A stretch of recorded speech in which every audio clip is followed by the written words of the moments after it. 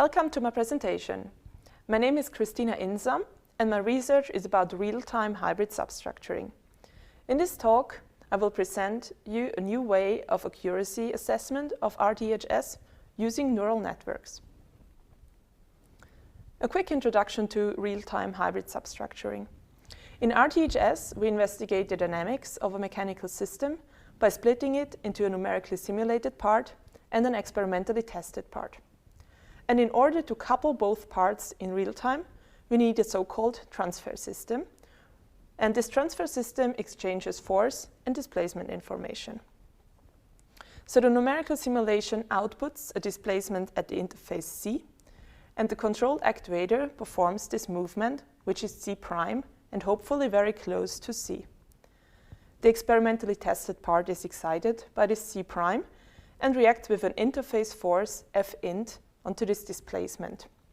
Force torque sensor measures these interface forces and they are used for the next numerical time integration step of the numerical part.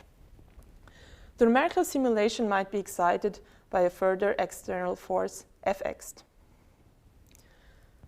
I already want to show you an example. So we have a look at this mechanical system, which is a coupled mass spring damper system.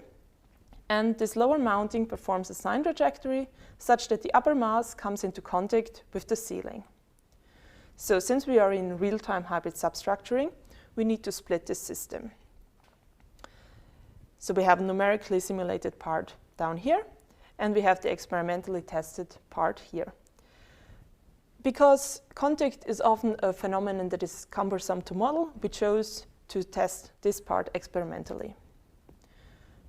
You already know that we need a transfer system to exchange force and displacement information, and in our case we use the Stewart platform to perform the movement, and we have a force torque sensor to measure the forces.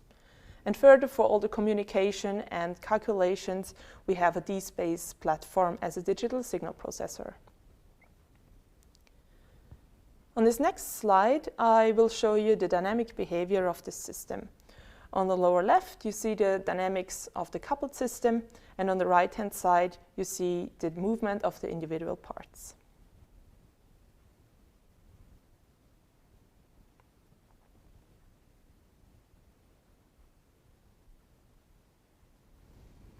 All right, what we in general want to investigate in RTHS is the dynamics of this coupled system as you can see it here.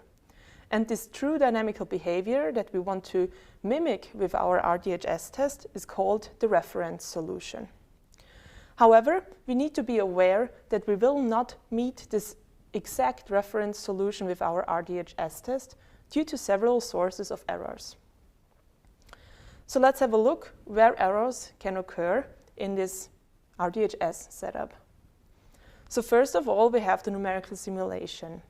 And the numerical simulation might include modeling inaccuracies, and also the numerical time integration step is a probable source of error.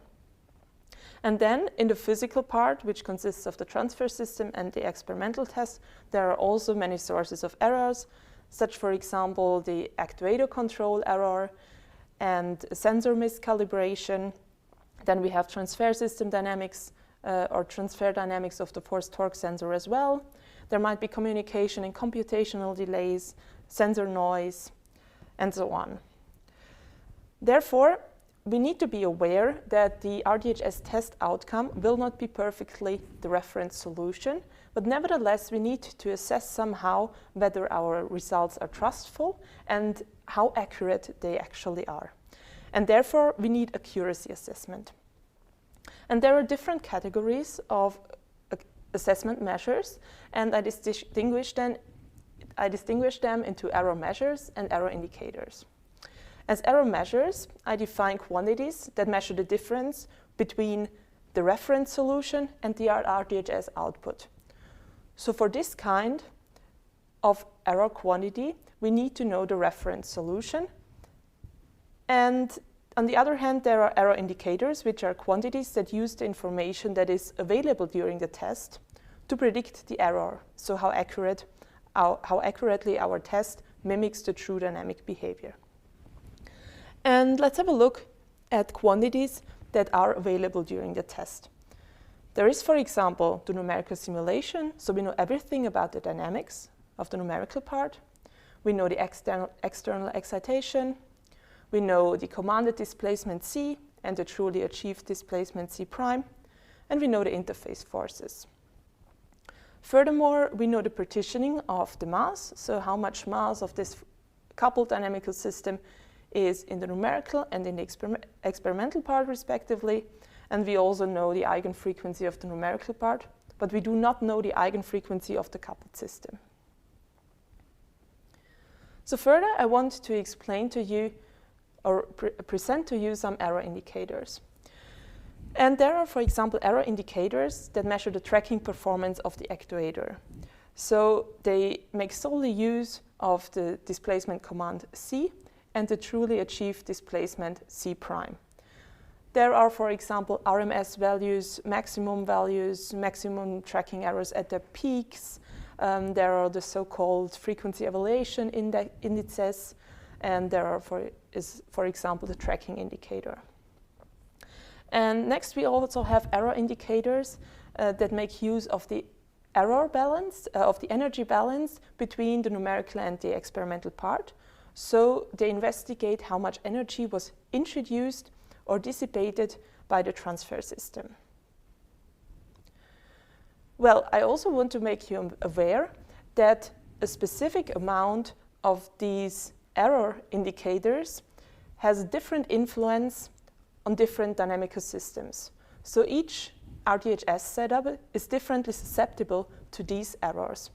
Imagine, for example, that you have a dynamical system with an eigenfrequency of 1 Hertz, and your transfer system has a delay of 10 milliseconds. Then the 10 milliseconds delay might not influence the RTHS output a lot. However, if you have a system with an eigenfrequency of 10 Hertz and you have a delay of 10 milliseconds, it is already a large portion, so it will deteriorate the accuracy of the RTHS output a lot. So the partitioning, so how much mass, damping, and stiffness is in the numerical and the experimental part, as well as the eigenfrequency, influence the susceptibility of the test. So what was our idea then? We say that we can calculate error indicators for all RTHS setups because they are solely calculated based on quantities available during the test. However, error measures are only available in a few tests, so where we can either make a full simulation of the coupled system or a full experimental test of the coupled system. And so we selected a neural network as a black box model to learn this relation between error measures and error indicators. As error indicators, we selected tracking errors such as the RMS, the maximum, the peak, and the frequency evaluation indices. We further selected energy errors such as the hybrid simulation error monitors and the input energy. And then we also selected parameters that represent the susceptibility of the test, so the partitioning and the eigenfrequency. And we put the eigenfrequency into the following relation. So the actuator delay in relation to the natural period of the dynamical system that we investigated, or respectively just the numerical part of it. Then we had to create a data set for the neural network training, so we had to perform RTHS tests.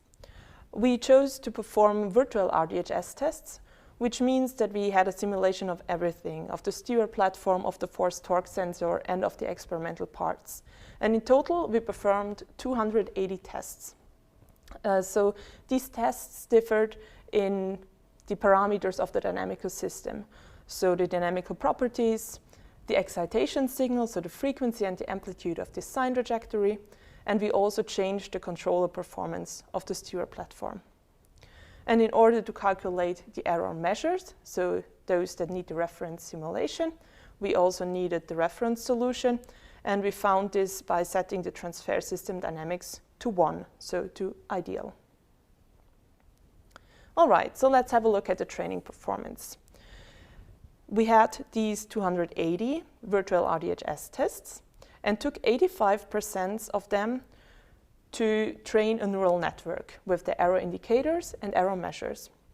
And we took 15%, so the remaining tests, and applied the trained network onto this data set. And the training performance looked like this. On the left-hand side, you see the targets, so the true error measures on the x-axis, and what the net predicted on the y-axis. So in case of ideal prediction, we would have a straight line as indicated here as a black line. And the circles are the samples that we evaluated, and we see that they are quite close to this straight line, and our net is able to predict the values of these tests very well. And on the right-hand side, you see the same thing sample-wise. So you see the net outputs and the targets, and you see that they are very close to each other and in the same range of magnitude. So we can conclude that the training works and the relationship is learned for this dynamical system. Well then, we thought that was easy. Let's apply the trained network to real RTHS data. So still, we had the virtual RTHS test, took the data for the neural network training and used the trained network.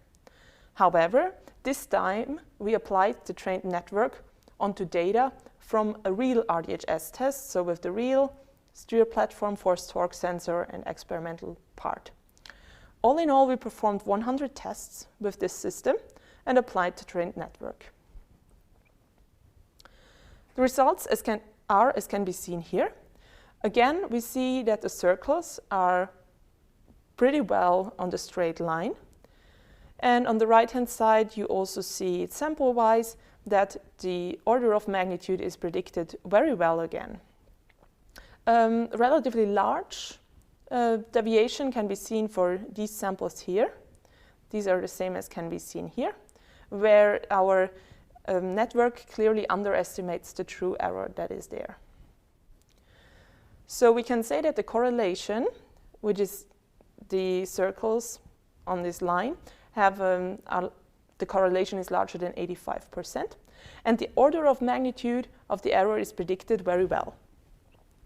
We also have to admit that the virtual RTHS test and the real RTHS test correspond very well. All right, to conclude, so we used neural networks to learn the relationship between error indicators that use quantities available during the test and error measures which need a reference solution. And we could show that learning works, which means that the chosen input data, all the error indicators and the susceptibility of the test, they are sufficient to predict the error measure, which needs the reference solution. So the approach that we propose is, if we want to find out the accuracy of a real RTHS test, first perform a virtual RTHS test, make a bunch of data of tests, generate or learn the neural network on these tests, and then apply the trained network on the data from the real RTHS test to predict the accuracy. Of course, it would also be desirable to use this learned relation to predict the accuracy for other dynamical systems. So for example, we also applied the neural network on this dynamical system that can be seen. However, the prediction performance was rather low. So we conclude that we need more data, and we might also have a look into different input features, so to more error indicators, for example. And then another idea is to use recurrent neural networks, which include also dynamical information. Here are the references that I used, and I thank you for watching.